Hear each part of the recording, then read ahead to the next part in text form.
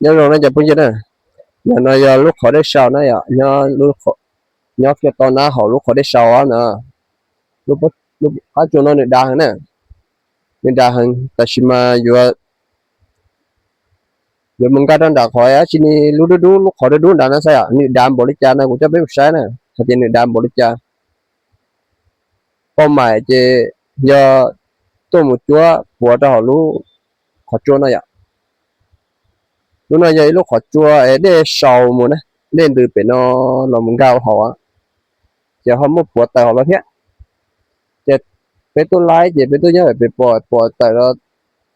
trong tôi chỉ tài tôi bỏ là cái món thế này à giờ là tôi một chúa nè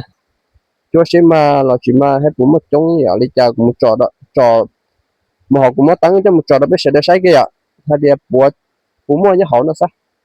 chào của này chào của bé mua sai này nên nãy giờ bé mua tao à bé mua cho họ tao này